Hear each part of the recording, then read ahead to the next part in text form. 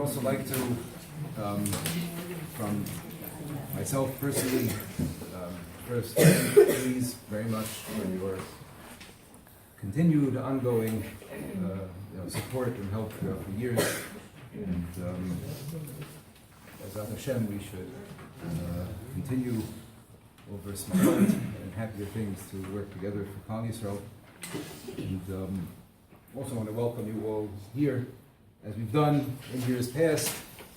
We're now by the third Yahrtzeit of Daniella Lee-Casper, and as we've done now every year, we get together to learn Divrei Torah, to speak Divrei Torah together, Li'ilu Yishmasa, in order to create a zchus, a merit for Daniella, that we get together and we learn Torah, maybe take inspiration from the Divrei Torah together. And of course, this year it is that much more powerful, that much more impactful that we are here together in this Beit Midrash, Daniella's Beit Midrash, something so meaningful and so powerful. I would just like to draw your attention, if you didn't have a chance to see it yet. The Beit Midrash, it's not just the renovations that were done, but there were thousands of dollars in new Sfarim that were brought here into the seminary. So I would encourage you to take a look in the Sfarim. You can see this. Many of the Sfarim have inside them the sticker with the words of the dedication, and there's also the plaque, the dedication plaque on the wall. Before I begin the Divrei Torah, I would just like to read the words of the plaque because really you can't say sums up because it's only a few sentences, but speaks very beautifully to who Daniella was as a person. And it says as follows: this library is dedicated to the memory of an extraordinary Tomer Dvorah alumna, a loved and loving daughter, sister, friend, wife, and mother. Daniella's eagerness to do chesed, her enthusiasm for learning, and her pursuit of personal growth were an inspiration to all who knew her. May she inspire you as well. And like I said, it's a great zechus for us to be here together and share Divrei Torah, the Ilui Nishmas Daniella. So I would like to address an idea that comes up in the Parshios this week. We're now Parshas Ve'era, moving into Parshat Bo, and then B'Shalach, where we're talking about the Geula from Mitzrayim. We're talking about the redemption of Klal Yisrael from the real depths of despair, from one of the worst situations that we found ourselves in as a nation. And in these Parshios, these are the times that the Torah describes to us the great process of the Geula, the great process of the redemption, and we know how central that is in Judaism, in our hashkafa, in our perspective. And I wanted to address one aspect of it because Chazal tell us a fascinating thing. Chazal tell us a well-known line, b'zchut נשים צדקניות נגאלו אבותינו, that it was in the merit of the women, it was in the merit of the women in Mitzrayim that we deserve to be redeemed. It was something that the women were involved in, something special that they were doing, that created this merit for Klal Yisrael that allowed the process of the Geula to get underway. So I wanted to spend a few minutes examining this idea in the Torah, examining what this special merit was of the women, and how we can connect to it, maybe something we can learn from it, take away from it, and perhaps connect it to what we're doing over here this evening, in the Beit Midrash. So Chazal tell us a few things you find in different places in the Gemara and Midrashim that tell us about the way that the women acted in Mitzrayim that created this merit, that created this tremendous zechut. So the first is a Gemara in Sota, the first source on the page. This Gemara is quoted in various Midrashim in different places as well. And the Gemara says as follows: Darish Rav Avira. Rav Avira says as follows: B'schar נשים צדקניות שהיו בארץ הדור, in the merit of those great women, of the pious women, of the tzidkanios that were in that generation, Nig'alu Yisrael mi'Mitzrayim, Klal Yisrael were redeemed from Egypt. So what was it? What was it that they did in this time? We know in Mitzrayim they were living under terrible hardships, terrible slavery. mass murder of Jewish children that were going on. And we know they were great women. We know that Shifra and Puah, Yocheved and Miriam, that they risked their lives in order to save Jewish children. They defied Paro to his face and said, yes, we'll do it, and then went ahead and did the opposite and lied to him about it. Right? They did great things, great acts of courage, great acts of heroism that were committed by the women in Egypt. So perhaps, that's what it is. It's in that merit. But the Gemara tells us something very, very interesting.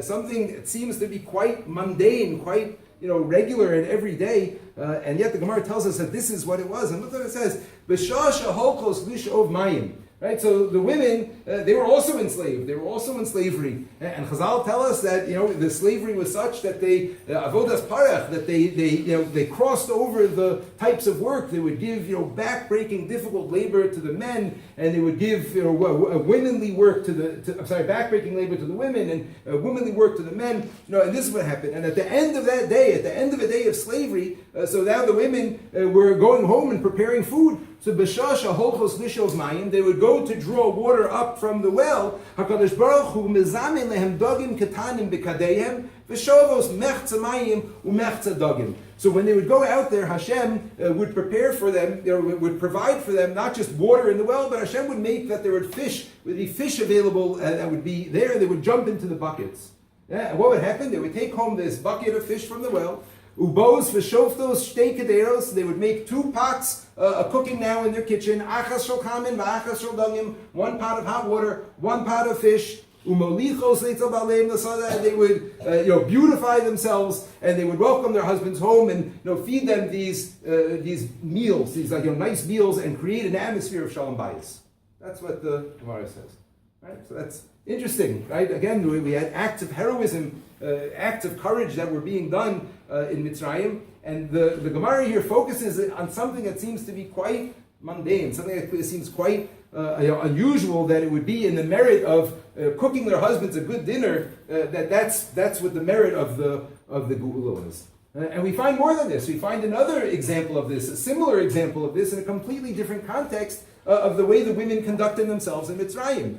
And we're advancing now a few parshiot where the Torah tells us, Parshas Pekudei, it talks about all the kelim of the Mishkan, how to construct the Mishkan and all the various parts. So we learn the laws of the kior and the kano, the basin that the Kohanim would wash their hands in when they walked into the Beis HaMikdash. The pasuk says, "Vayasas hakior nechoshas veis kano nechoshas b'maros hatzovos asher tzavu pesach oel moed." So the pasuk here tells us that they made the kior, they made this basin out of the maros hatzovos, out of the colored mirrors, that they got. So Rashi explains this, famous Rashi quoted from the Bed. Rashi explains, what is this talking about here? What were these maros tzovos? What happened over here? And again, Rashi makes reference to the way the women conducted themselves in Egypt. What happened? They would use these mirrors in Mitzrayim. The women would use these mirrors in order to beautify themselves, in order to look attractive for their husbands. B'nos Yisrael hayu b'yodan maros. They had these mirrors, shiros behen kashen miskashtos, that they used to use when they were putting on their makeup, putting on their jewelry. And they brought those to help with the Mishkan. And Moshe Rabbeinu didn't know what to do with them. He didn't know what to do with this. I'm like, this is a mirror. It's used for beautification. It's used for women, getting themselves to look pretty. Is that really something that belongs in the Mishkan? Is that something that belongs in the, as one of the kelim in the Mishkan? Because there's an element of the Yetzer Hara over here. A woman is making herself attractive in order to attract her husband. So Amar Lo HaKadosh Baruch Hu Kabel. Hashem said to Moshe Rabbeinu, no, accept these mirrors. Ki elu chavivin alai min hakol. Hashem says, these mirrors are more precious to me than anything else that was brought to create the Mishkan, to build the Mishkan. Why? That through these mirrors, the women kept themselves attractive for their husbands, kept Shalom Bayis going, and it kept Klal Yisrael alive. And the Gemara, the Chazal continue with this and explain how the women used to make themselves beautiful for their husbands. So again, we're seeing this idea, this like common theme over here of these very, very mundane, seemingly simple acts that have nothing to do with slavery, nothing to do with the whole situation, and yet Chazal tell us that it was in the merit of this, the merit of these things, that Klal Yisrael was redeemed. So we want to understand what are we looking at over here. So we see two things about this. Two things about these acts, a common thread that I'd like to develop for a moment and try to understand. Number one, like we're saying, they're very simple things, very mundane, day-to-day, regular things. That's number one. But number two is they show something very profound. They show something very, very deep and powerful going on inside the mind and heart of a person who does this. And that is, a person only does this who's not giving up hope. A person only cares to invest in themselves, in their physical appearance, in their beauty, in their relationship, in keeping shalom bayis, in being joyous, in keeping happy, right? Only if they have hope. Only if they're looking at a future. Only if they're thinking about what's going to be and what am I investing in and what am I trying to create for myself.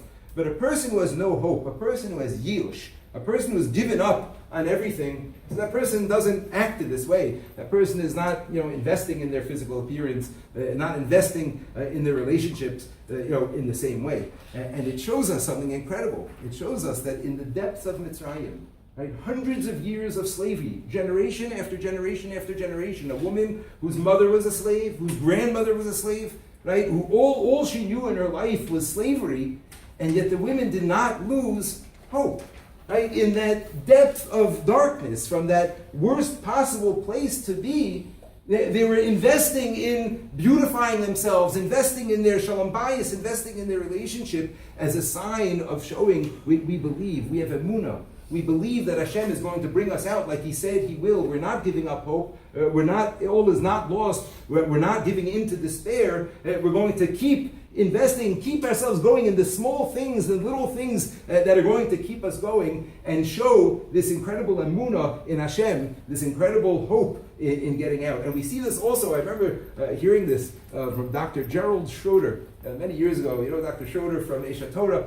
So he made an interesting point years and years ago. He said, you see, one of the greatest signs of bitachon in the Torah is in the pasuk number 4 in Yahrtzeit Shiur. Vatikach Miriam Hanavia achos Aaron as hatof biyada vatetzena kol hanashim achareh betufim umecholos. Right? What were the women carrying with them when they left Egypt? They were in a rush, right? They didn't have time to let their bread bake. They had matzahs. They were rushing, gathering everything together at the last minute. And what are all these women carrying? Drum sets. They're going with bongos, and they're going out with drum sets. What are they doing going out with drum sets? Because that was their bitachon, that was their level of emunah, their belief in Hashem. They were prepared to be singing to Hashem, even though they had no idea what was happening. They had no idea what the next step was going to be. But that was the emunah pshuta of the נשים צדקניות. בזכות נשים צדקניות, נגאלו אבותינו במצרים. And I think this, tells us something very powerful, right? This is, summing up Klal Yisrael. Klal Yisrael is nimshal to the Levana, to the moon, right? Levana is feminine. That's like, a feminine representation. The Shechina sometimes referred to as the Levana. Klal Yisrael sometimes referred to as the Levana, right? It's Erev Rosh Chodesh now. What does Erev Rosh Chodesh mean? Tonight is the darkest night of the year, right? There's no moon at all, right? And what happens tomorrow night? Rosh Chodesh is the teeniest sliver of a moon. And what do? We celebrate. We celebrate the Hischadshus, because Klal Yisrael, right, from darkness, all we see is light. We see the light that's coming up ahead. We don't dwell on the darkness. That's why Klal Yisrael is nimshal to the moon. We're constantly being mitchadesh. We wax and wane. It gets dark, but we only get dark in order to light up again. And that's the simcha of Klal Yisrael. That's the simcha of Klal Yisrael, of this emunah, of this belief, of knowing that we go down and we get back up. And it's interesting, you find dafka in the bracha of Kiddush Levana, the last source on the page, when we refer to the Ma'oros and Shemayim, we say, Sasim usmeichem lasos ratzon konam, right? They're happy and joyous in doing the work of Hashem, because Kiddush Levana is a time of simcha, that bitachon, that emunah, that knowledge Yeah, that the darkness is something that only leads to light. Hashem puts us in darkness only for light and greater light to come out of it. Yeah, that's simcha, that's true simcha, that's true emunah. I think that's really what we're doing over here tonight together, and continuing to do Bezrat Hashem.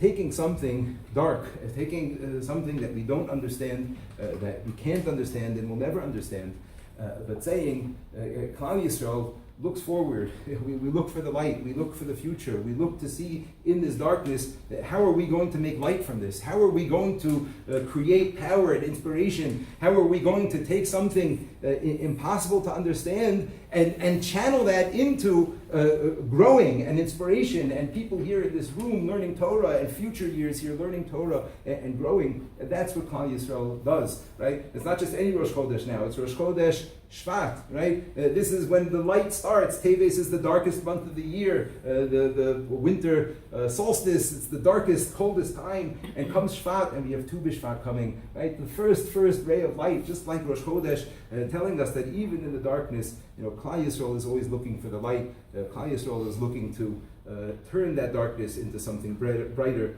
and make ourselves better. Will leave us with the tefillah. It's my hope, my tefillah, my prayer, that the inspiration, the learning that will take place in this room.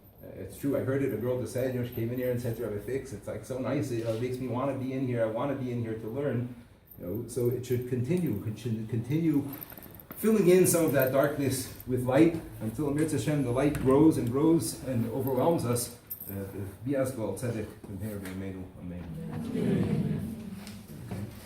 Please, help yourselves. There's plenty of dessert. Help yourselves. Make a bracha. Daniella.